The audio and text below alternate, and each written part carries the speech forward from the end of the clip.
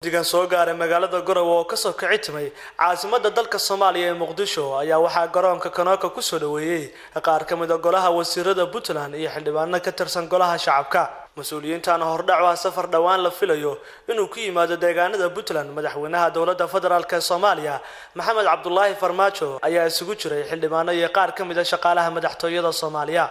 Saciid Maxamed Warsame agaasimaha borotokoolka madaxtooyada Soomaaliya iyo xildhibaan Maxamuud Axmed Ciise Maash ayaa Somali Cable u sheegay in safarkoodu hordhac u yahay socdaal la filayo dhawaan in madaxweyne Farmaajo ku yimaado Puntland 8 bishan isla markaana uu xariga ka jiri doono mashaariic horseed u yahay dhismaha madaarka Garowe.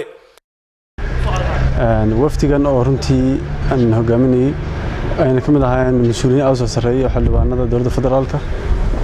hordhacna u ahaa socdaalka madaxweynaha uu ku iman doono dowlad goboleedka Puntland maalmaha fooda nagu soo haya taasoo runtii muhiimad weyn aad u xambaarsan oo uu ku mari doono gobolada Puntland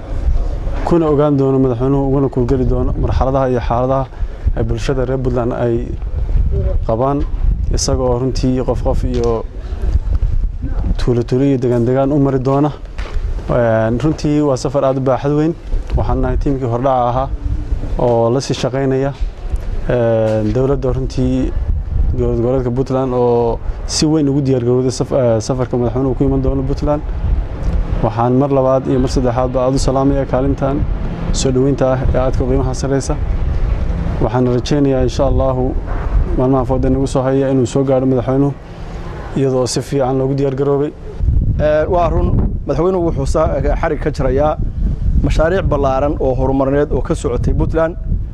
isla markaana waxa caado ah madaxweynuhu inuu booqdo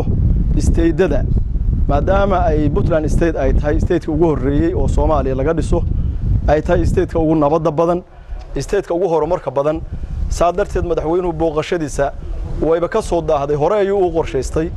maanta laakiin ayaa moodaa in ay ka soo dhamaatay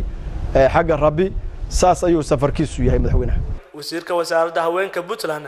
Maryan Axmed Cali ayaa sheegtay inay u diyaar garoobeen soo dhaweynta wafdiga madaxweyne Farmaajo anigoo ah wasiirka horumarinta haweenka iyo arrimaha qoyska ee dawladda Puntland isla marahaantaasna ka tirsan guddiga madaxweynaha dawladda Puntland uu igmaday soo dhaweynta wafdiga baaxadda weyn leh uu hogaaminayo madaxweynaha federaalka uu hogaaminayo inay maanta noo soo bilowdeen kooxdii u horeysay xildhibaano ay hogaaminayaan aad iyo aad aan ugu faraxsanahay waa ku soo dhaweynay airportka inay noo yimaadaan waxa weeye aad baan u filaynay inay noo soo hormaraan waana sugeynaa inta dambe walaalayaal ku soo dhawaada dawladda Puntland walaalayaal ku soo dhawaada carrada Puntland walaalayaal ku soo dhawaada Garowe